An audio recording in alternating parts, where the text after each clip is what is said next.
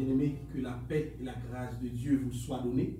C'est avec beaucoup de plaisir que nous occupons cet espace aujourd'hui pour discuter avec vous d'un sujet très important, un sujet qui se trouve dans l'ère du temps. Il s'agit de la centralité du diable dans nos cultes, la centralité du diable dans nos activités. Donc, est-ce qu'il ne faut pas, est-ce que nous ne devrions pas la déraciner?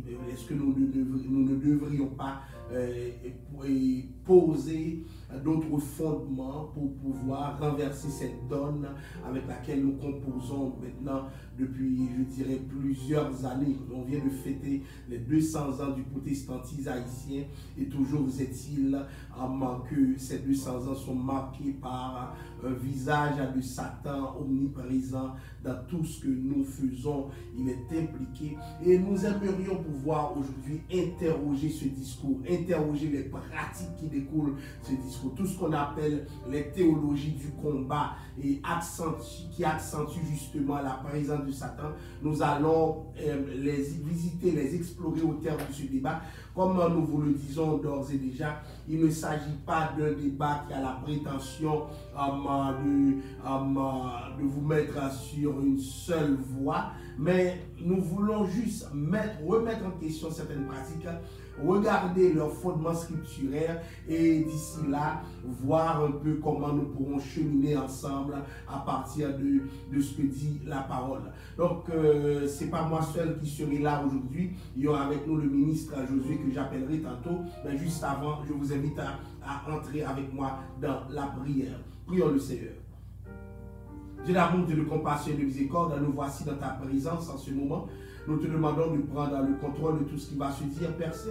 Fais en sorte que le sens que prendra le débat d'aujourd'hui puisse être informé pleinement par ta parole, mon Dieu. Nous te demandons toute la direction qu'il faut pour que nous puissions parler en ton nom, pour que nous puissions dire les bonnes choses en ton nom. Nous te prions, pas parce que nous sommes bons et dignes, mais dans le précieux nom de Jésus. À lui seul soit la gloire, l'honneur et la louange au siècle des siècles. Amen.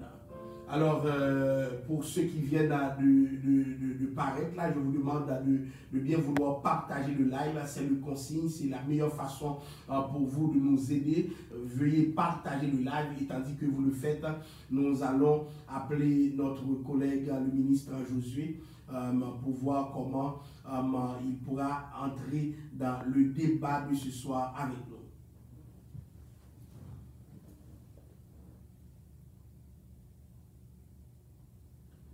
Oui, ministre Josué. Salut, pasteur. Salut, ministre Josué. Comment ça va? Eh bien, ça va bien par la grâce de Dieu. Et de ton côté, comment ça va? Eh bien, jusqu'à présent, on se maintient avec la Covid, le confinement et tout. Et par la grâce de Dieu, jusqu'à présent, on est en pleine forme. Je remercie le Seigneur qui me donne encore l'opportunité d'être avec toi sur cette plateforme. Je remercie aussi toute l'équipe qui travaille derrière la scène, juste pour permettre à toutes les personnes qui nous suivent de pouvoir bénéficier de ce genre de discussion, de débat. Et j'aimerais te saluer particulièrement et saluer aussi l'ensemble du ministère, l'Église de la prophétie Montréal-Nord-Ouest, chaque ministre distinctement, chaque ouvrier qui travaille. Puis voilà, on est encore là. Gloire à Dieu. Eh bien, nous allons aujourd'hui débattre de sujet très pertinent. Il s'agit pour nous autres de discuter de ce qu'on pourrait appeler la centralité du diable dans nos cultes, la centralité du diable dans nos discours, la centralité du diable dans nos pratiques. Donc, est-ce qu'il ne faudrait pas faire en sorte que cette centralité soit perdue? Comment tu vois la question? Juste avant de te céder la parole, j'aimerais que ceux qui m'écoutent fassent le constat. Lorsque nous rentrons dans une église protestante haïtienne surtout, africaine aussi, qu'est-ce que nous voyons? Nous voyons toujours que les gens se mettent à chasser le diable. Les églises haïtiennes ont des chants qui viennent avec. Par exemple, il y a ce chant qui dit Esaïe de Batoa, l'éternel a là-dedans, il va alléluia, diable a dit, il va rentrer. Je ne sais pas quand Esaïe est descendu de ce bateau, quand l'éternel est rentré là-dedans. Matom, maison matom, crasé diable là. Matom, crasé diable là.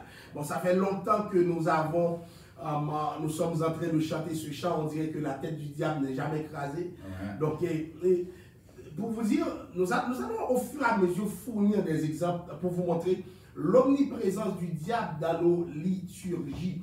Et nous allons voir, est-ce que c'est de cette manière que la Bible nous appelle à combattre? Je cède la parole au ministre Josué, qui va justement intervenir sur le sujet de manière à nous éclairer la lanterne. Alors, à toi la parole, Josué. Dis-nous qu'est-ce que tu en penses. Merci encore une fois, pasteur.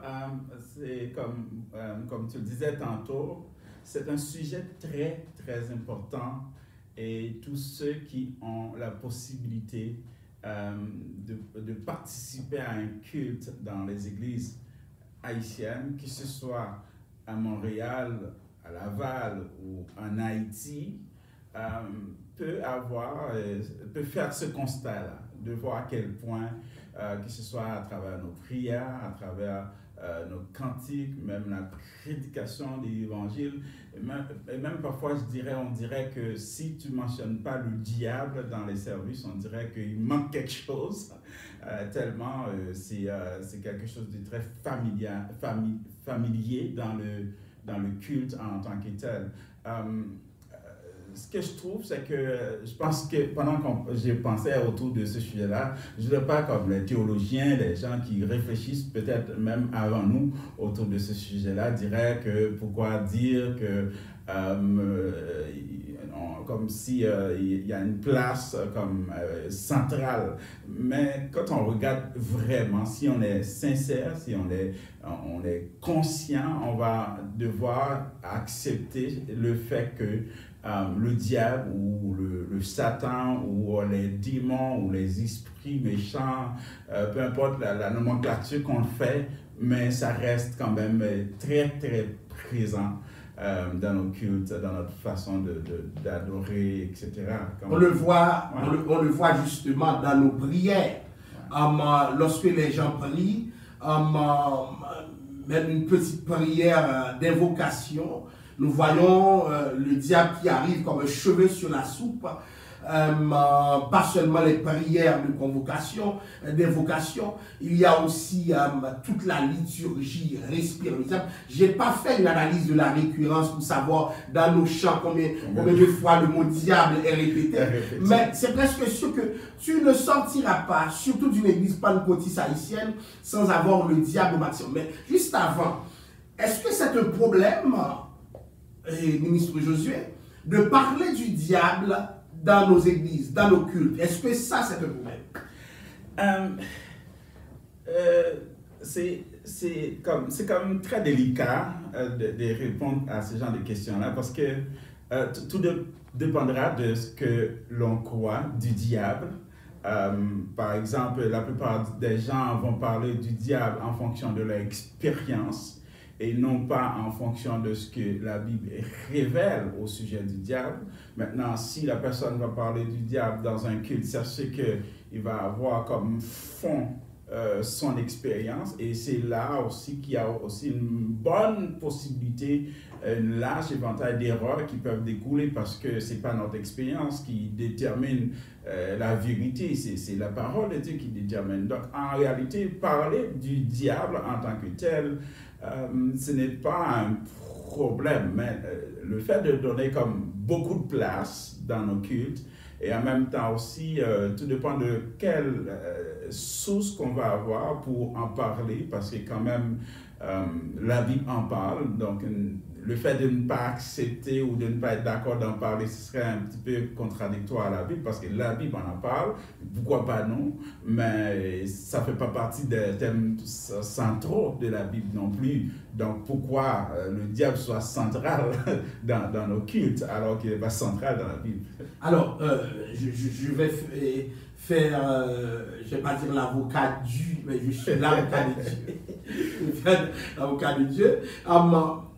Sur ce sujet, certaines personnes disent que dans le Nouveau Testament, notamment, nous voyons que Jésus est toujours en face de démons. Donc souvent, ces scènes démoniaques se répètent et nous avons vu Jésus plusieurs fois chasser les démons. Donc ils disent, même en chassant, même en menaçant l'eau qui était agitée, Jésus s'adressait à des principautés qui étaient derrière l'eau. Donc, est-ce qu'il n'y a pas lieu vraiment? Est-ce qu'on devait mettre le diable de côté dans notre ecclésiologie pour dire ça n'existe pas? Est-ce que ce ne serait pas mieux?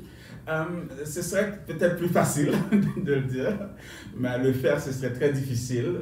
Mais par contre, si on regarde vraiment dans surtout le début du ministère de Jésus-Christ, dès le départ, on va voir comme il y a une forme de confrontation entre le Messie et les démons. C'est quand même très présent dans le ministère de Jésus. Je crois que cela faisait partie aussi d'une façon de se présenter aussi comme étant le Fils de Dieu, celui qui a autorité même sur les démons, parce que quand même les démonstrations de puissance que Jésus a faites à travers le chasser des démons, ça aussi a c'est comme une façon de se présenter, de s'identifier, parce que les gens qui vont observer cela, quand on regarde dans Marc chapitre 1er, quand Christ était arrivé dans une synagogue, il a chassé les démons pendant qu'il enseignait, puis les gens commençaient à questionner pour dire quel est donc celui-ci? Donc la question est allée vers Jésus, c'est qui est-il pour accomplir cela? Donc c'est quand même une façon de s'identifier en démontrant sa puissance à travers l'expulsion des démons. Mais par contre, on n'a pas vraiment d'indice pour dire que dans le culte du 1er siècle, par exemple, dans l'église primitive, dans un espace cultuel, on n'a pas vraiment de référence biblique qui laisse croire qu'il y avait comme pas mal de place vraiment pour... cela dit, mais que fais-tu de ce texte où l'auteur arrive en disant « Voici les miracles qui accompagnent ceux qui ont cru. En mon nom, ils chasseront les démons. » C'est-à-dire que ceux qui croient en Dieu doivent croire que dans le nom de Dieu, ils sont appelés aussi à chasser des démons. Comment tu vois cela? Comment interpréter cela? Est-ce que cela est possible que le chrétien se dit « Ah non, mais puisque je crois, la Bible dit j'aurai à chasser des démons, donc je dois me préparer à cela. » Est-ce que ce n'est pas ce texte qui explique aussi l'omniprésence des démons, puisque le croyant, lui, une fois son appel formulé comme croyant, est appelé à chasser des démons parce qu'il croit? Comment tu perçois ce texte? C'est un texte, j'ai été une fois invité aux États-Unis pour prêcher, puis tout à coup le Seigneur m'a orienté sur ce texte-là dans Matthieu. Par contre, c'est un texte, quand on regarde dans le contexte, dans son contexte immédiat, on va voir que c'était pas un contexte cultuel, mais c'était plutôt un contexte missiologique. C'est-à-dire lors de la mission, lorsque le Seigneur voudrait donner la grande commission, ce qu'on appelle la grande commission aux disciples après sa résurrection, puis lors de son apparition, il les a parlé pour les demander d'aller prêcher la bonne nouvelle à toute la création, de baptiser ceux qui croiront, etc. Puis après, il leur dit, voici les miracles qui accompagneront ceux qui auront cru. Mais quand on regarde ce texte-là, c'est un texte, premièrement, qui est inséré dans un contexte d'évangélisation, dans un contexte missiologique, ce qui veut dire dans l'aspect d'évangélisation, on s'entend qu'on est en train de s'ingérer sur le terrain de l'ennemi. Donc c'est tout à fait normal de faire face à des situations comme ça. Et en plus de ça, ce texte aussi, c'est un texte qui s'inscrit dans une quête d'indices pour savoir qui est vraiment converti. Par exemple, on s'entend, pasteur, au 1er siècle, l'évangile était avant tout prêché à des juifs croyants qui ont cru en Jésus-Christ, qui ont accepté l'évangile. Maintenant, dans l'expansion de l'évangile, où l'évangile va atteindre le territoire païen, donc c'est quand même un défi très majeur pour le chrétien juif de vivre la chrétienté avec un chrétien samaritain ou un chrétien païen. Mais par contre, la question de savoir s'ils étaient réellement convertis, comment on va les reconnaître, était présente dans la tête des Juifs du 1er siècle. C'est la raison pour laquelle le Seigneur, en disant « Voici les miracles qui accompagneront ceux qui auront cru », laisse sous-entendre que les gens que le Seigneur a donné la commission, la grande commission, voudraient savoir, ok, le Seigneur, je dis pas de problème, on va passer partout le monde pour prêcher la bonne nouvelle, mais comment va-t-on reconnaître s'ils sont vraiment convertis?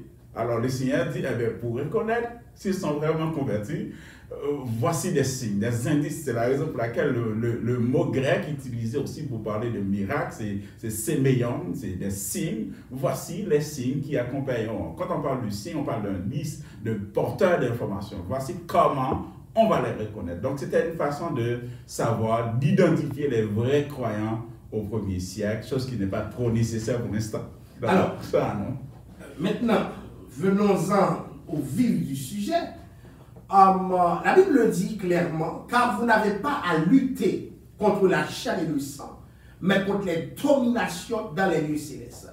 Donc, est-ce que, puisque nous avons à lutter contre les dominations dans les lieux célestes, est-ce qu'il n'est pas nécessaire d'en être conscient tout le temps, même dans un contexte de culte, de sorte que, puisque nous luttons, nous devons être toujours avec notre marteau pour frapper la tête du diable? Est-ce que c'est pas normal? Parce que nous sommes dans une lutte là. Ouais. Et il y a plusieurs formes de lutte, mais à ce qu'il paraît, ce n'est pas une lutte pacifique. Parce que certains perdraient leur vie dans cette lutte. Ouais. Et nous avons vu Jésus lui-même être l'objet d'une lutte en face de Satan. Et cette lutte lui a valu la croix. Parce que Satan entra dans le cœur de Judas. Est-ce que le chrétien d'aujourd'hui, est-ce qu'il devrait être plutôt conscient que Jésus a fait la plus grande partie des choses? Et c'est lui, maintenant, à la suite de Christ, qui doit agir, et que le combat n'est pas le seul aspect de l'évangile, mais c'est juste une partie de l'évangile. Comment tu vois cela? Est-ce que le chrétien doit être dans tous les services? À chaque moment, il se lève. Seigneur, je suis dans un combat. Seigneur, chasser le démon. Est-ce que le chrétien ne devrait pas se comporter comme ça? Parce qu'il n'a pas à lutter contre la chair et le sang. C'est très intéressant, pasteur, ce que tu viens de mentionner, parce que quand même, il y a une forme de théologie de combat qui peut être développée, qui est développée quand même à travers les Saintes Écritures. Comme tu viens de le mentionner, nous n'avons pas à lutter contre la chair et le sang. Donc, c'est ce que veut dire notre ennemi, ce n'est pas un être humain, fait de chair et d'os, mais contre les esprits. Il y a quand même une forme de combat qui est présent dans la Bible, qui est présent dans l'Église, où je dirais même que l'Église peut être vue comme étant l'armée de Dieu sur terre.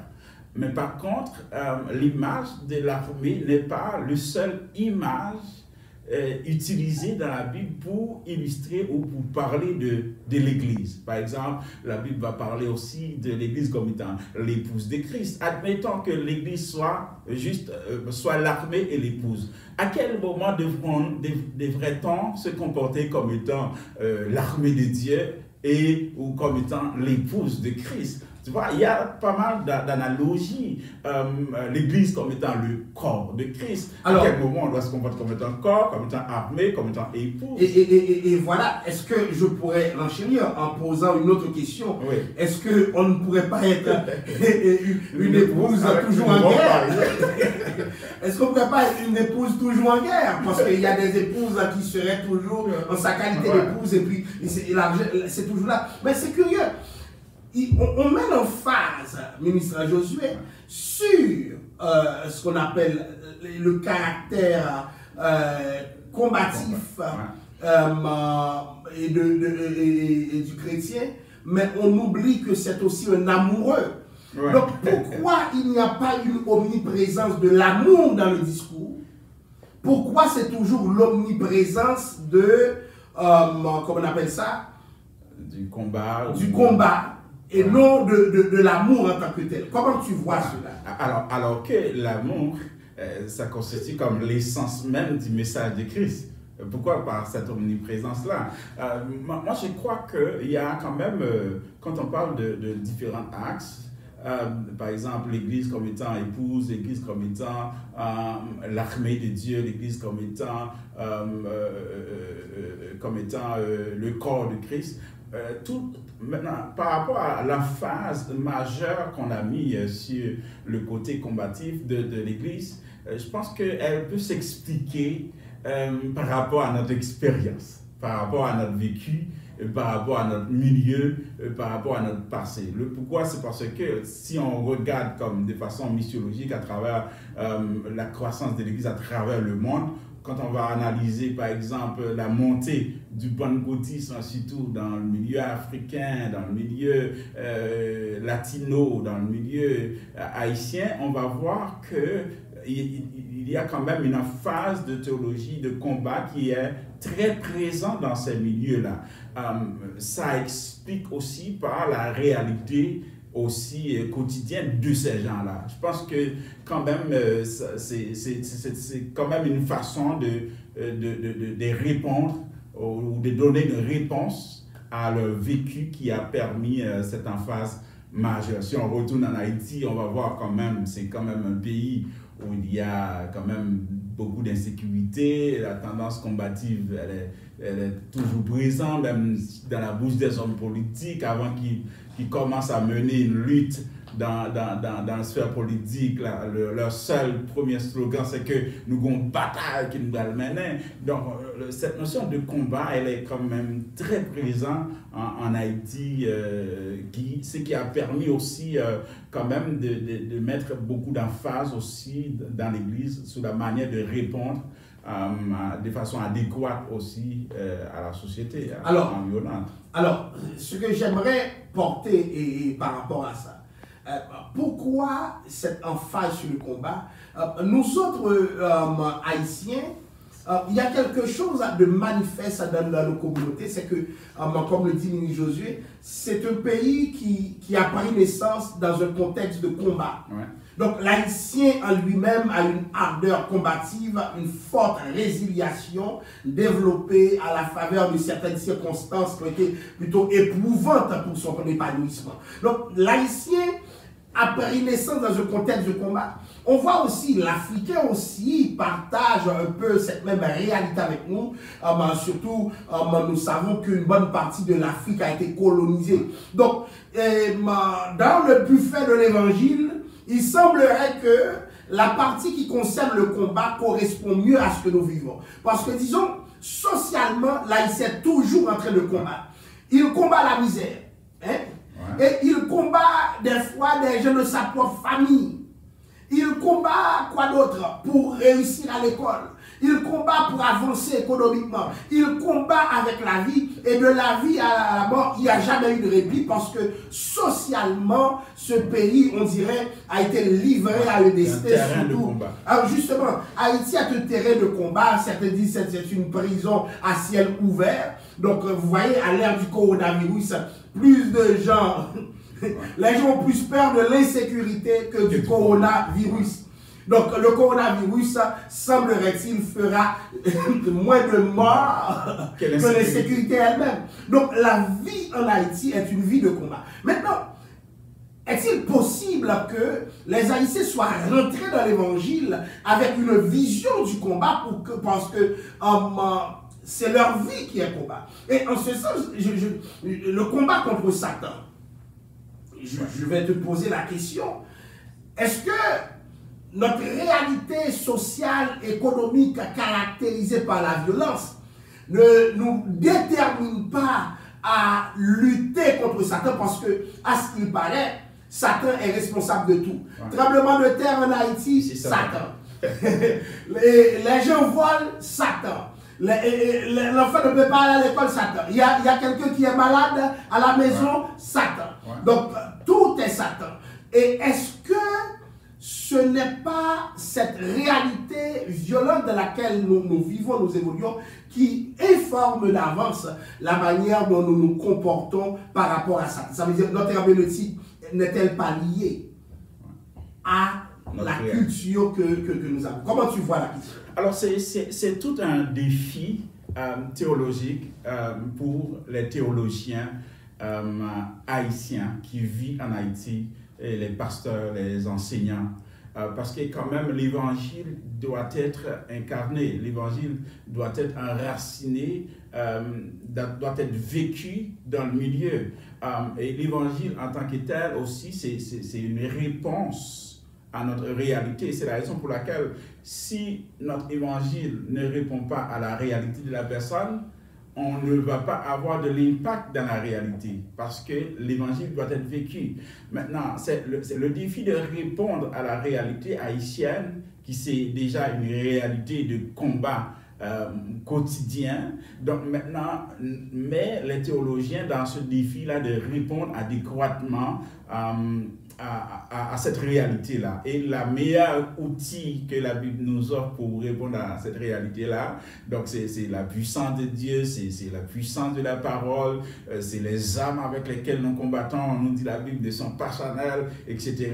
Donc les théologiens, ils vont quand même chercher ou puiser dans les Écritures l'ensemble des textes. Si on regarde, par exemple, si on regarde dans un culte haïtien, c'est très probable que tu vas trouver, tout le monde connaît au moins le psaume 46, Dieu pour nous, un refuge, un appui, un secours qui ne manque jamais dans la détresse. Il y a une emphase sur des textes qui ont un rapport à la victoire et un rapport à des combats, etc. Parce que quand même, on s'entend, la vie est dure, la vie est très dure là-bas.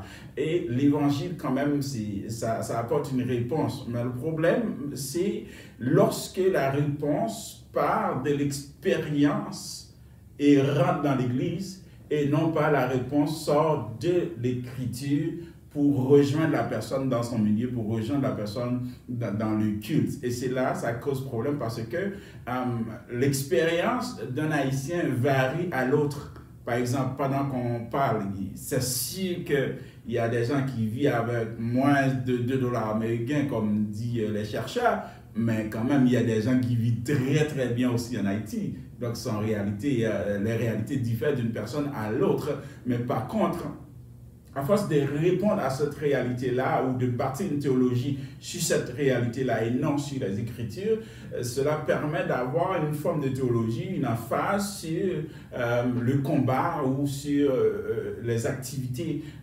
combatives de façon disproportionnée, parce que la place dans le combat dont Satan occupe dans la Bible, elle n'est pas aussi grande que la place qu'elle occupe présentement dans l'Église. Bon, maintenant, j'ai remarqué qu'il y a des ministères qui chassent les démons de la pauvreté. Tu es pauvre, c'est un démon. Ouais. C'est des ministères qui font la promotion au pape jamais rien parce qu'un démon a décidé que tu ne seras rien. La Bible dit, si le Christ l'a franchi, vous serez réellement libre. Mais il y a des ministères qui disent, il y a des familles, quand tu sors de ces familles remplies de démons, tu ne seras jamais libre. Donc, il faut prier pour casser les chaînes. C'est comme si, lorsque tu es converti, ces chaînes n'étaient pas cassées. Donc, je pourrais en multiplier. Est-ce que nos églises n'ont pas mis sur les Haïtiens un fardeau dont Christ les a déjà libérés? Je pourrais caricaturer, je me rappelle, là, c'est comme quelqu'un qui prenait ce que les Haïtiens appellent un lift, une roue libre. Là. Ouais. Donc l'Haïtien prenait un lift dans une voiture et puis l'Haïtien avait un sac de riz sur ses épaules. Arrivé dans le pick-up, qu'est-ce qu'il a fait? L'Haïtien a maintenu le sac de riz. Il a oublié qu'il était dans un pick-up, donc il pouvait descendre le sac de riz. Maintenant, beaucoup de gens viennent à l'évangile avec une mentalité d'esclave. Je ne sais pas s'il nous faut chercher le passé esclavagiste d'Haïtien dans la manière dont il fait l'évangile. Dieu donne la liberté. Tu vas toujours trouver un prédicateur qui te dit c'est pas suffisant. Non, tu es de cette famille. Non. Diable racial est là et puis les diables raciaux t'ont entouré là. Hein? Et écoute, les démons familiaux sont là pour t'empêcher d'aller. Mais maintenant, devant cet arsenal de guerre que les prédicateurs dressent devant les Haïtiens, est-ce qu'il n'est pas normal que l'Haïtien se dise il y a la guerre qui m'attend, donc depuis que tu rentres dans l'évangile, donc tu dois te préparer à boxer le diable. Et nous avons des boxeurs évangéliques, des champions dans la boxe. Et qu'est-ce que nous pourrions dire, ministre Josué, de cette réalité? C'est sûr, pasteur, il y a une responsabilité théologique. Moi, je dirais même, c'est la responsabilité théologique. C'est une responsabilité des théologiens, des pasteurs, des enseignants dans des églises, parce que ce qu'on vit comme étant expérience, comment on vit la vie chrétienne, découle de la façon dont on comprend la vie chrétienne. Et la façon dont on comprend la vie chrétienne découle de la façon dont on nous l'a enseigné. Et la façon dont on nous l'a enseigné, c'est sûr que ça vient d'un pasteur ou d'un prédicateur, etc., avec son passé, avec son background, avec sa façon de croire, de comprendre, ses ressources, etc. C'est quand même, c'est très lié à la qualité de formation théologique de la personne, à sa réflexion, ses recherches, parce que la façon dont on vit la vie chrétienne découle de tout cela.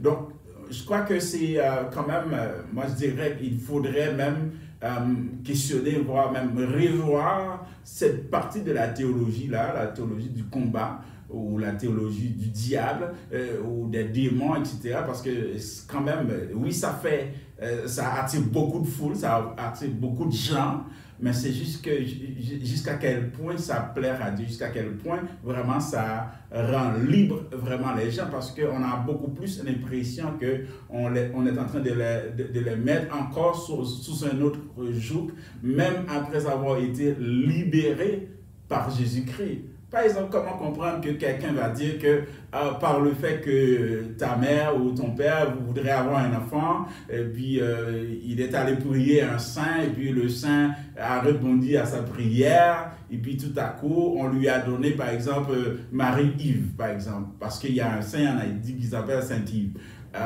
Tu viens convertir et puis la personne va dire non, non, non, il faut changer ton nom parce que le nom que tu portes, c'est le nom d'un démon.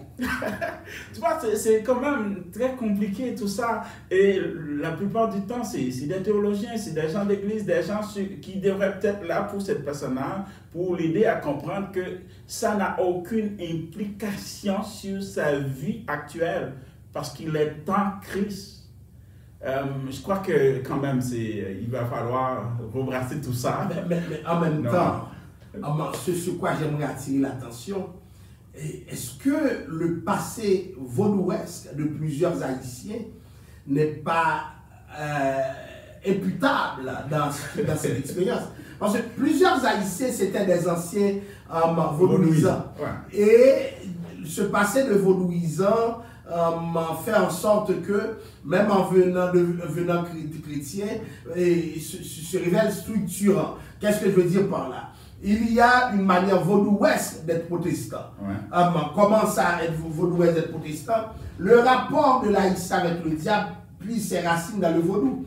Dans le vaudou, la personne appelait les lois, et les lois descendaient, venaient comme si c'était, comment dirais-je, normal, venait pour donner de l'ordre, dire exactement ce qu'il faut passer. Maintenant, le Dieu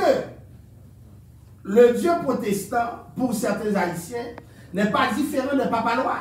Je ne sais pas si ça t'est déjà arrivé, pour voir, la personne dit, moi-même, il n'y a rien que j'ai demandé à Dieu et Dieu ne m'a pas dit qu'est-ce qu'il faut faire. Mais non, Dieu n'est pas une loi là. Ouais. C'est le loi qui va te dire exactement ce qu'il faut faire. Il y a des fois que tu parles à Dieu, Dieu décide de ne pas répondre immédiatement. Parce que Dieu n'est pas comme une loi. Dieu peut prendre 10 ans pour te donner une réponse à une question que tu as formulée et pour laquelle tu as beaucoup prié. Mais les lois, c'est dans l'immédiat. Vous voyez? Donc, est-ce que cette manière vaudou de construire le monde n'a pas un impact sur le fait qu'aujourd'hui, même en devenant chrétien, nous sommes dans l'obligation de voir le diable partout? Certainement, par exemple, quand on regarde, il y a une chose qu'on ne peut pas s'en passer, c'est notre passé. Notre passé, quand même, a une influence sur notre présent et même parfois sur notre futur. Quand on regarde l'expérience vaudorex d'un Haïtien quelconque, parce qu'il y a des gens qui sont pasteurs, dans leur passé, ils étaient des Ougans, c'était des prêtres vaudous. Par contre, même s'ils sont convertis à Dieu ou convertis au Seigneur Jésus-Christ, ils sont devenus pasteurs, mais cela ne soustrait pas pour autant leur expérience passée. Et c'est là, ça fait défaut lorsque on n'est pas capable de dissocier l'expérience de l'Écriture afin de bâtir une saine doctrine, non sur la base de l'expérience, mais sur la base de l'Écriture. Par exemple, tu peux prêcher, par exemple, une théologie du diable dans une église, et puis l'autre personne te dit, ben, moi, je ne crois pas comme ça parce que moi, j'ai vécu ceci. Oui, c'est comme pour la personne, son expérience, son vécu est beaucoup plus importante, est beaucoup plus important, est beaucoup plus fort que ce qui est écrit. Et non, ce n'est pas supposé d'être comme ça. C'est sûr que quand on regarde la réalité, c'est que notre passé en tant qu'ancien vaudou, converti, etc., bien que quand on parle de notre passé, moi j'ai jamais été vaudou, je suis né dans une famille baptiste, mais notre passé en tant qu'haïtien en général, vaudouex, il va y avoir un impact parce qu'il va nous rattraper de temps en temps. Et c'est la raison pour laquelle le devoir du théologien, le devoir du pasteur, le devoir du leader en tant que tel, c'est comment raffiner une réflexion autour des sujets comme ça pour que ce n'est pas notre expérience qui va nous dire qui est le diable, comment est le diable, mais c'est les Écritures qui vont nous éclairer sur qui est le diable, comment est le diable. Je me rappelle une fois avoir été en présence de plusieurs jeunes en Haïti, pasteur, et puis il y en a un qui allait acheter un livre, mais c'était un livre qui parlait de différentes lois, de différents esprits, parce que selon lui, il sait que, selon ce qu'on lui a appris, c'est qu'il faut savoir tous les noms des démons pour pouvoir les chasser. Alors le jeune est allé acheter un livre qui n'a rien à voir avec la chrétienté pour étudier tous les noms des lois, afin que quand il rencontre un démoniaque ou quelqu'un qui est possédé d'un esprit méchant, pour qu'il puisse le chasser en mentionnant son nom. Regarde jusqu'à où quelqu'un est allé pour aller chercher une compréhension sur le diable, sur le monde satanique, pour pouvoir l'intégrer dans le milieu d'église. Certainement, pasteur, notre passé vaudouex, et c'est dommage, ça a un impact majeur sur notre façon de comprendre certaines choses. Et il y a aussi des récits dans nos églises. Je ne sais pas si tu te rappelles, quand on était enfant, il y avait Bakajika Mwanaen Kuba, il y avait Emmanuel Amos. Va à Bethel, va y raconter ce que j'ai fait pour toi. Donc, ces livres ont structuré un peu notre imaginaire. Nous avons une certaine vision des choses très connectée avec ces ouvrages. Donc, quand nous étions petits, nos parents nous lisaient ces ouvrages. C'est des anciens agents du diable convertis, gagnés à la cause de Christ, et qui racontaient certaines choses qu'ils ont vues dans le monde, qu'ils auraient vues dans le monde invisible. Et ce qu'ils nous racontaient était dans un langage très accessible. Et conséquence, c'est qu'ils ont renforcé notre théologie du combat. Pourquoi? Parce que nous luttons avec le monde invisible. Et c'est pour cela qu'il fut un temps, je ne sais pas, dans le but de combattre le diable, et lorsque quelqu'un mettait de la permanente, il y avait des gens qui venaient à l'église pour prêcher, pour dire, vous savez, la permanente était fabriquée dans le monde invisible. Et puis c'est fabriqué dans le monde invisible, les fidèles ne devaient pas mettre la permanente. Mais ce qui arrive, c'est qu'arrivé au Canada, aux États-Unis, les mêmes fidèles qui disaient qu'il ne fallait pas mettre de permanente, mettent la permanente maintenant. Donc ça change rapidement et surtout drastiquement. Pourquoi? Parce qu'il s'agit de théologie fondée sur ce que d'autres ont dit et non la parole. Quand est-ce que la parole dit de ne pas mettre de permanente? Quand est-ce que... Il y a tout... Vous voyez, la peur du diable. Et il y avait même des théologies qui disent que, je ne sais pas si vous avez entendu, moi-même quand j'étais jeune, quelqu'un qui chassait un démon, et puis pendant que la personne chassait le démon lui a dit non, tu ne peux pas me chasser, ce qui est dans ta tête est pour moi. Qu'est-ce qui est dans ta tête? Ça, une permanente. Et la personne a cru. La personne a cru, et puis les autres ont vu, et puis comme les autres ont vu, maintenant c'est les démons qui nous disent c'est quoi l'évangile. C'est les démons qui nous enseignent. Et vous voyez des pasteurs qui viennent sur la chair pour dire, regardez ce que le démon a dit. Mais le démon est menteur dès le commencement. Ouais. Hein? Si le diable est le prince des démons, mais le prince est le père du mensonge. Mais à quoi nous nous attendons-nous? Depuis quand un démon peut nous enseigner la parole de Dieu? Je ne sais pas ce que qu'est-ce que tu vois par rapport à ça. Oui, c'est très dommage parce que c'est quand même une réalité, moi je dirais, décevante. C'est vrai parce que quand on regarde parfois même des prédicateurs qu'on faisait pas mal de confiance parce que quand on est capable de s'asseoir pour écouter quelqu'un, parfois même acheter son CD ou d'accord, chercher son nom sur Internet pour pouvoir l'écouter, quand même, il y a un crédit qu'on fait à cette personne-là, il y a quand même un minimum de confiance qu'on accorde à cette personne-là. Puis tout à coup, c'est cette même personne-là qui va partir de son expérience avec un démon pour te dire la vérité. Jusqu'à quel point la vérité est véritable quand elle sort dans la bouche d'un démoniaque et non pas dans la bouche de Dieu ou dans la parole. C'est la raison pour laquelle, moi je dirais pour ce débat-là, une des choses que j'aimerais que les gens qui nous écoutent retiennent, c'est qu'on ne construit pas une doctrine sur la base de l'expérience. L'expérience est importante.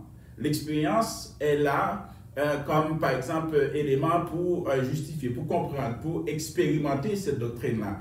Mais on bâtit une doctrine à partir de l'écriture. On parle de l'écriture à l'expérience et non pas de l'expérience à la vérité, à la doctrine en tant que telle, parce que quand même, c'est pas rassurant et ça peut conduire à n'importe quelle conclusion désastreuse. Par contre, moi je crois que au niveau responsabilité, nous en tant que leaders, nous en tant que pasteurs, en tant que ministres, en tant qu'ouvriers qui travaillent dans le champ de Dieu, je pense qu'il y a une éducation qu'il faut faire pour couper le cordon, pour couper le pont avec notre passé vaudouesque, parce que cela ne nous aide pas dans la compréhension de certains éléments doctrinaux. Mais en même temps, ce que j'aimerais te rappeler rapidement, beaucoup de gens sont convertis parce qu'il y avait un démon qui les poursuivait. Oui. Donc, c'est par peur du démon que ces gens sont convertis. Mais qu'est-ce que tu vas leur dire à ce moment? Le démon n'est pas plus puissant que celui qui l'a appelé à salut, à savoir le Seigneur Jésus-Christ. C'est ce qui se passe dans l'Église, parce que actuellement, on est en train de fabriquer une forme de peur dans la vie des gens. Je ne sais pas si c'est pour les maintenir en prière. Par exemple, il y a des gens, s'ils ne savaient pas qu'ils étaient persécutés, ils ne priaient jamais. Donc, je pense qu'il y a quand même une forme de manipulation, une forme de contrôle que la plupart des prédicateurs exercent sur les gens par rapport à tout ça. Parce qu'on s'entend que c'est la vérité qui libère, c'est le Seigneur qui sauve, qui délivre. Et si la personne a reçu le Seigneur dans sa vie, eh bien, la Bible nous dit clairement, rien ne pourra vous nuire. Donc, il faut croire en ce que Dieu nous a dit au sujet des démons et non parce qu'un prédicateur nous a dit au sujet des démons. Il faut croire en ce que Dieu nous a dit au sujet d'une réalité spirituelle et non pas de croire en notre expérience au détriment de ce que la parole nous a enseigné en tant que tel. Donc, est-ce qu'il y a une façon de croire qui peut nous faire nier notre propre expérience? Par exemple, la personne par expérience sait que voilà ce qui est arrivé à elle, voilà ce qui est arrivé à elle, et puis elle-même aussi, la même chose va lui arriver. Donc, est-ce que cette expérience, elle doit la nier parce qu'elle croit? Parce qu'une des choses très importantes, c'est que c'est un des torts aussi que les théologiens qu'on vient de mentionner, les pasteurs comme Bakajika, Emmanuel Amos et d'autres ont fait, parce que eux, quand ils ont vécu leurs expériences, c'est fort probable qu'ils n'avaient pas une bonne formation théologique adéquate par rapport à ces sujets-là. Mais pourtant, leurs expériences peuvent être vécues, peut être vraies, mais à force d'essayer d'expliquer ces expériences-là et de justifier ces expériences-là, ils auront tendance à servir de certaines écritures pour appuyer leurs expériences Donc, et non pas pour éclairer leurs expériences. C'est juste pour comme ils vont servir avec les Écritures normalement à cette fin-là. Et ce serait très dommage parce que ça va comme développer une forme de théologie vraiment contraire, sans tenir compte aussi des contextes, etc. Mais par contre, quand on regarde d'un point de vue expérientiel, si quelqu'un expérimente par exemple le fait qu'un démon lui a dit que oh, un tel peut me chasser à cause que j'ai pas telle chose dans ma tête, alors qu'un tel a telle chose dans sa tête comme une greffe ou des rallonges, etc. Mais quand on regarde dans les Écritures, est-ce que ça a un rapport avec les Écritures?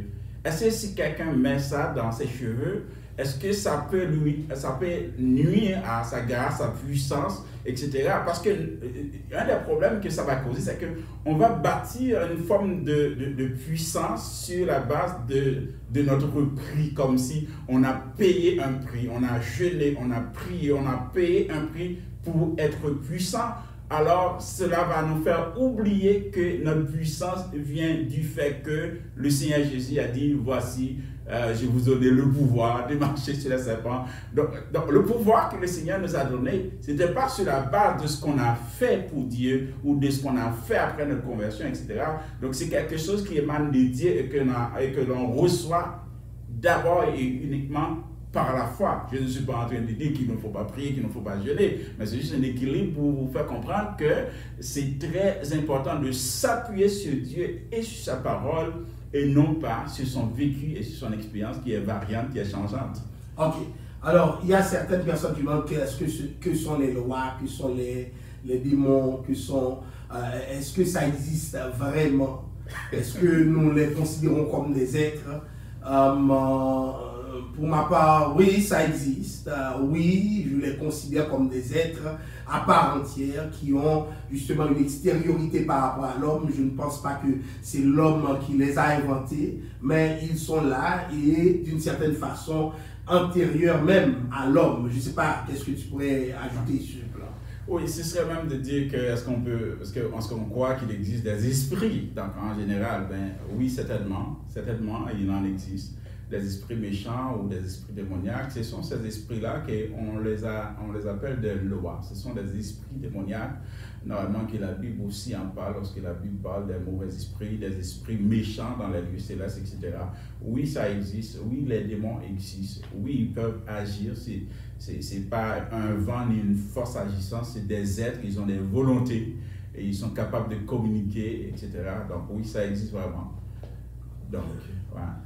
Il y a quelqu'un qui te demande aussi, est-ce qu'il n'y a pas d'autre façon d'expliquer, de comprendre les phénomènes de possession démoniaque à part de la compréhension des textes à partir de l'expérience personnelle et des textes bibliques qui parlent de démons, de diable littéralement. C'est-à-dire, en dehors de la compréhension littérale que la Bible demande, est-ce qu'il n'y a pas une autre compréhension qui peut se dégager de ça? Ben, je te laisse répondre.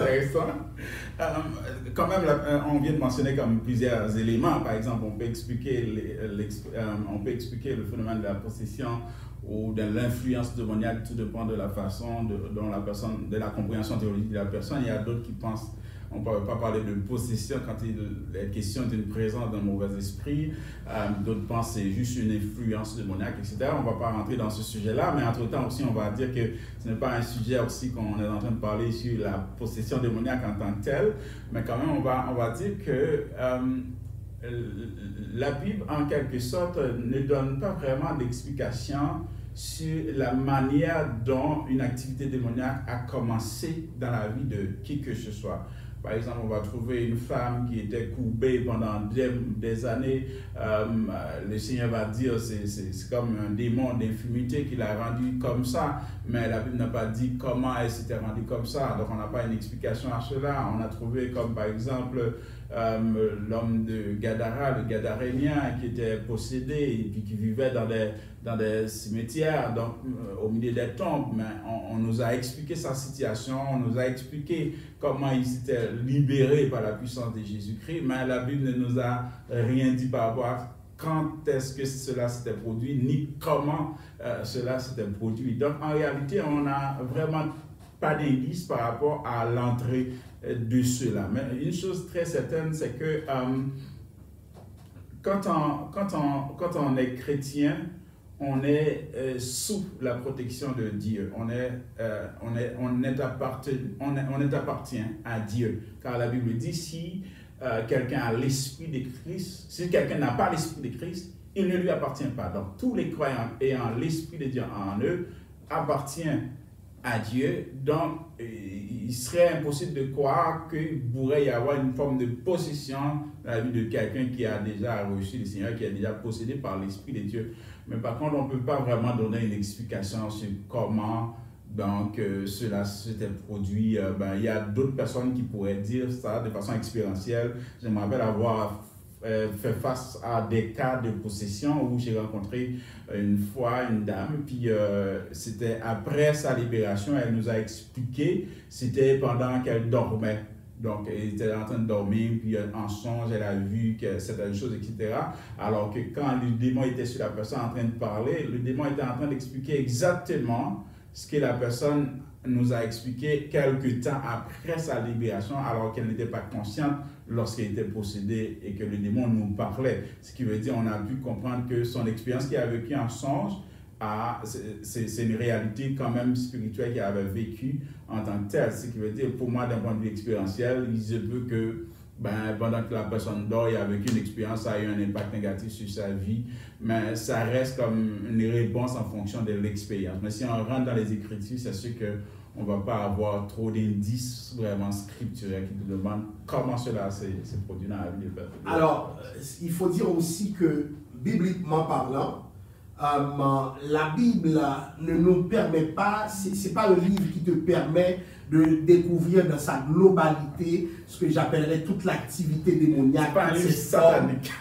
Justement, ce n'est pas un livre satanique, ce n'est pas un livre d'initié. La Bible te permet de comprendre l'œuvre démoniaque à travers Christ, c'est-à-dire le regard que Christ veut que nous ayons du démon, un regard limité quand même, parce que Dieu ne veut pas que nous connaissions l'ensemble de l'activité démoniaque. C'est pourquoi, en nous basant sur la Bible, nous avons quand même une compréhension limitée du démon, et Dieu veut que cette compréhension soit quand même limitée, parce que le but de la vie chrétienne, ce n'est pas de tant connaître qui est le démon, mais c'est de connaître Christ. Donc la Bible nous demande de mener une vie christocentrique, et de ce fait, ce n'est pas trop nécessaire de connaître tout ce que le démon peut faire. Je n'ai pas besoin de connaître s'il peut voler, s'il peut, etc., etc. Mais maintenant, cela ne veut pas dire que ce que la Bible nous permet de comprendre soit insuffisant. Non. C'est pas nécessairement exhaustif. C'est pas exhaustif, mais c'est suffisant. Parce que il y a une façon de voir le démon qui sort des lunettes du Saint-Esprit. Et quand ce n'est pas à travers les lunettes du Saint-Esprit que nous regardons les démons, puisqu'ils sont menteurs, nous risquons de tomber dans l'illusion. Et c'est pourquoi moi, personnellement, je me contente de parler de ce que la Bible dit sur les démons. Et il m'est arrivé de chasser des démons aussi, et de voir des démons mentir pour faire peur à d'autres. Maintenant, ce que la Bible dit, je l'applique dans le nom de Jésus, et c'est ce qui va se passer. Mais maintenant, venons-en à notre sujet. La réalité de nos églises, une réalité ponctuée par une liturgie de démons, des démons qui ne reviennent pas, des gens qui servent Dieu, mais qui sont bloqués, qui s'expliquent leur mal-être, leur malaise par l'œuvre de démoniaque. Je trouve que il y a un danger. Et le peuple haïtien, malgré que Dieu l'a libéré, alors les chrétiens, disons, la liberté que Jésus offre, a du mal à s'en approprier. Pourquoi? Parce que il y a une croyance forte selon laquelle les démons ne se donnent pas. Par rapport à la délivrance d'Haïti. Il y a des gens qui disent qu'Haïti ne peut pas être délivré. Des chrétiens. Pourquoi? Parce que les démons ont tenu Haïti en otage. Les Haïtiens ont fait trop de mal. Pendant qu'ils disent cela, les politiciens sont contents. Ils continuent à voler, à exploiter Petro-Caribé, Petro-Corona, etc. Ils continuent à exploiter exploiter, on dirait que ces démons servissent pour tout le monde, mais pas pour eux. Donc, nous avons un peuple qui est rendu superstitieux et irresponsable par rapport à ses leaders politiques. Pourquoi? Parce que tout est l'œuvre des démons, alors que c'est des gens qui volent matériellement. Ouais. Comment tu vois cela? Comment tu t'expliques le blocage d'Haïti? Ceci est tellement vrai.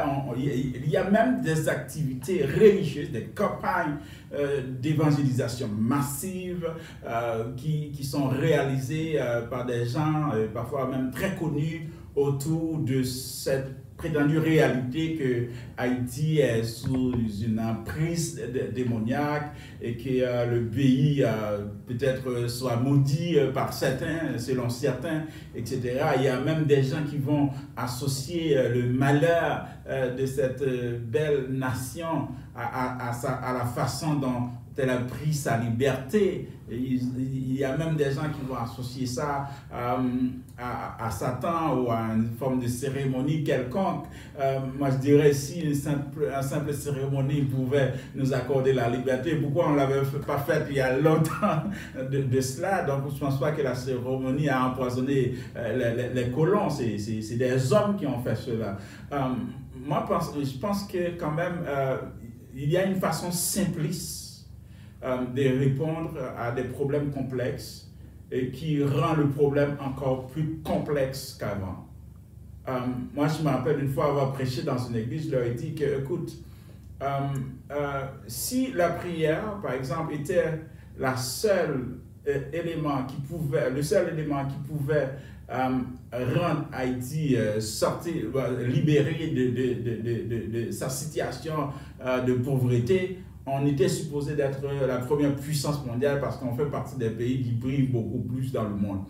Et le pire dans tout ça, c'est parce qu'il y a des gens encore qui prient pour cette nation et qui ne croient même pas que Dieu peut faire quelque chose pour cette nation-là. Et il y a des gens qui croient beaucoup plus du fait que Haïti soit, selon eux, sur une emprise démoniaque, au lieu de croire que Dieu peut, par sa puissance, faire infiniment au-delà de ce que nous demandons ou pensons. Oui, certainement, notre compréhension de la situation politique, de la situation financière d'Haïti, quand on les associe à des activités spirituellement démoniaques, eh bien, qu'est-ce qu'on va faire? On va juste tout simplement chercher une réponse simpliste aussi à tous les problèmes d'Haïti. Comme si tous les problèmes d'Haïti, puisque c'est lié au démon, alors la solution, c'est justement une seule chose, c'est la prière. Donc, le fait de rendre simpliste un problème national aussi complexe, eh bien, amène les gens aussi à proposer une réponse, je dirais, simpliste à un problème plus complexe. Ça rend aussi plus difficile la situation. Moi, je crois que la situation, on ne fait pas de politique, mais je crois que la situation d'Haïti peut changer. Je crois qu'elle doit changer. Et je crois que Dieu est capable de changer.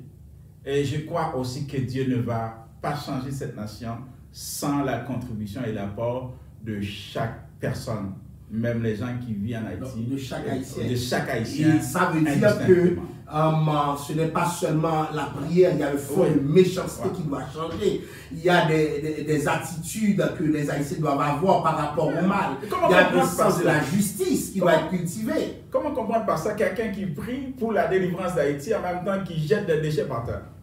C'est pas cohérent à sa vie de prière. Tu pries pour la délivrance de cette nation-là, et puis tu jettes des déchets par terre? Non, tu pries pour la délivrance de la nation et tu transformes les 0 en 9 là où tu en es capable. Mais tu pries, tu es chaque jour à l'église. Mon Dieu, je pense qu'il y a beaucoup de choses qu'il nous faut changer. On a besoin de la prière, on a besoin d'une conscientisation nationale. Mais Satan est souvent une excuse que nous avons. Puisqu'il a rendu notre bouc émissaire, nous nous dispensons d'agir. Parce que si quand même c'est Satan, il nous faut agir. Et dans la prière. Et comme nous avons un bouc émissaire, nous avons beaucoup de problèmes. Alors, il y a quelqu'un qui demandait tout à l'heure, c'est comment dirais-je, comment comprendre qu'un Dieu tout-puissant qui a gagné, un être spirituel maléfique comme une. Comment comprendre que Dieu tout-puissant peut avoir un être spirituel et maléfique comme ennemi. Alors, bibliquement parlant, c'est possible parce qu'il a fixé un temps pour arrêter, pour finir avec la puissance de Satan. Donc, puisque les choses sont inscrites dans le temps, Dieu lui permet de faire certaines choses. Puisque quand il a été précipité bibliquement, il y a certains pouvoirs dont il est encore doté. Mais ça ne veut pas dire que sa puissance peut exercer contre Dieu. Même quand il a toute cette puissance, il est encore l'instrument malgré lui de Dieu. Il est encore l'instrument malgré lui du Seigneur. Donc c'est tout un débat. Malheureusement, nous n'allons pas discuter de Satan. Mais n'oubliez pas, Satan n'est pas le contraire de Dieu. Ennemi de Dieu, mais pas le contraire de Dieu. Comme le bien et le mal. Non, Dieu n'a pas de contraire. Donc, il faut situer l'inimitié de Satan. Et Dieu n'a pas créé un ennemi. Justement, Dieu n'a pas créé un ennemi. Donc, Satan est une créature, Dieu est un créateur, il n'évolue pas au même plan. Donc, Satan se comporte en ennemi parce que dans son arrogance, dans son orgueil, il se prend pour quelque chose, mais il n'est qu'une créature parmi les créatures qui se comportent en ennemi. Pas que Dieu l'ait choisi comme ennemi, mais il a choisi Dieu comme ennemi. Et ce faisant, il est devenu ennemi. Il s'est construit comme ennemi. Donc, c'est un autre sujet dont on parlera un jour dans un sens biblique. Mais maintenant, revenons-en à nos églises. Il nous faut changer la liturgie. Là, ici doit être libéré. J'ai hâte, ministre Josué, de voir que les gens viennent à l'église et puis lèvent leurs mains et commencent à adorer Dieu pour ce qu'il est. Commencent à adorer Dieu pour ce qu'il fait. Nous voyons dans le livre des Psaumes, plusieurs auteurs parlent de Dieu dans sa grandeur. Louez l'Éternel car il est bon, car sa miséricorde va tout. J'ai hâte de vivre une église où nous sentons un caractère christocentrique du culte. Nous sentons que le Seigneur domine le culte. J'ai hâte de voir ça. Un culte où nous n'adorons pas parce que nous avons peur de Satan, mais nous adorons Dieu pour ce qu'il est. Comment tu penses cela? Oui, je crois que c'est quand même un travail très important qu'il faudra faire. Je pense que notre débat ce soir s'inscrit dans ce travail-là pour essayer de déraciner cette centralisation, cette centralité du diable dans le culte. Et cela, on va comprendre qu'il faudrait commencer par poser cette question-là, à savoir pourquoi rendre un culte? Pourquoi? Donc, la raison du pourquoi, c'est ce qui va expliquer vraiment ce qu'on va faire dans ce culte-là. Parce que l'Église, en tant que telle, elle est vue aux yeux de l'extérieur, aux yeux du gens du dehors, en raison de son culte. Imagine, pasteur, qu'on enlève le culte dans l'Église. Il nous reste quoi? Il nous reste pas grand-chose. Parce que le culte occupe une place majeur et très important. D'ailleurs, je dirais même l'Église a été créée à cette fin-là. Si on regarde même dans l'appel à la nation d'Israël pour sortir de l'Égypte, Dieu lui a appelé cette nation-là afin qu'il aille adorer le Seigneur, aille adorer dans le désert. Et c'était cette réponse-là que Moïse a donnée à Pharaon pour lui dire que, bon, on doit amener le peuple pour que le peuple aille rendre un culte à Dieu, pour que le peuple aille adorer le Seigneur. Donc, l'Église ou le culte est fait dans un contexte pour répondre à notre raison d'être en tant qu'assemblée, en tant que communauté, en tant qu'Église. Donc, le culte, c'est un élément central, c'est l'élément central de notre raison d'être.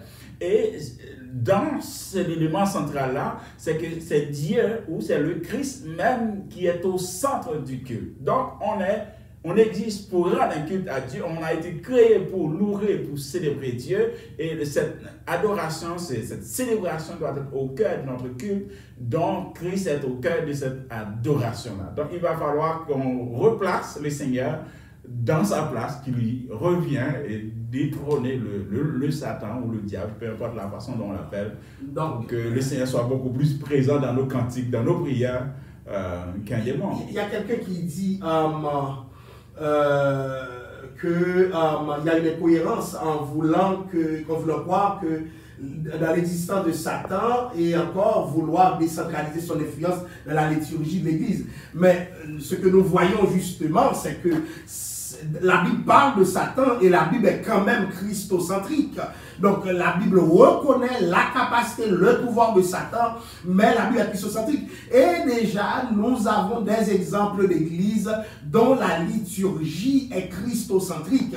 Et personnellement, comme chrétien, je crois dans l'existence de Satan, je prêche même sur le personnage de Satan, mais je ne mène pas une vie qui est réglé par Satan.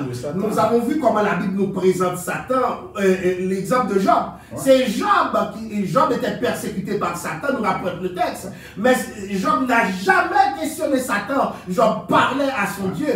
Parce que même si Satan le frappe, c'est Dieu qui le veut. Donc il est possible d'arriver à une église qui reconnaît l'existence de Satan, mais qui se fonde sur Dieu, son créateur, plutôt que Satan, sa créature. Qui voit l'action de Dieu qui le protège de l'action du diable. Mais maintenant, je pense qu'aujourd'hui, il nous faut former nos chantres. Ouais. Je ne sais pas qu'est-ce que tu vois. C'est très important parce que non seulement ça, le conducteur d'adoration, de louange, les gens qui président, parce que si on va reprocher un culte, le fait d'avoir trop de place pour Satan ou pour un démon quelconque ou une sorte d'exorcisme quelconque, tout dépendra de la personne qui préside, qui dirige. Donc je pense que si on encadre ce staff-là, non seulement dans leur façon de diriger ou de présenter le culte à Dieu, mais aussi dans le choix des cantiques, pasteur, parce qu'il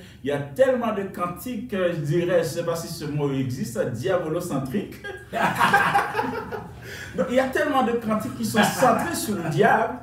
Il va falloir à un moment donné peut-être laisser ces gens de cantiques-là quand on gêne, quand on fait un jeûne, une veille de nuit quelconque. Mais si on rentre dans l'adoration, il faut que le Seigneur Jésus soit le centre. Je pense qu'une formation est très importante. Et c'est un défi de former le peuple pour mieux connaître Dieu. Et c'est la connaissance de Dieu qui va nous libérer. Et quand Jésus parlait de maintenant nous... dans la femme samaritaine, nous adorons ce que nous connaissons. Ce que nous connaissons. Et Jésus qui va dire aux disciples quelque chose de très important.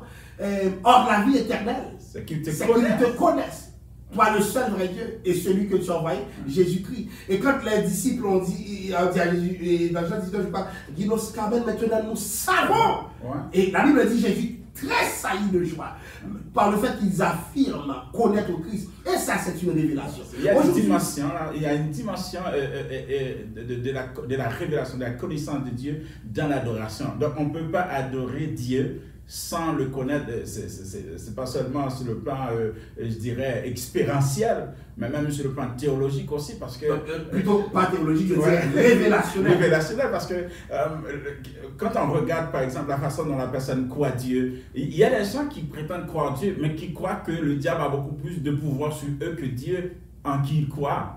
Ça, c'est un problème. Donc, je crois que notre vie chrétienne doit être comme, en quelque sorte, alignée à ce que la Bible ou à ce que la révélation nous dit au sujet de Dieu, au sujet de Christ et au sujet de l'Esprit, afin de bien aligner notre vie, notre démarche culturelle. Parce que notre théologie va influencer notre culte à un moment donné, quand même.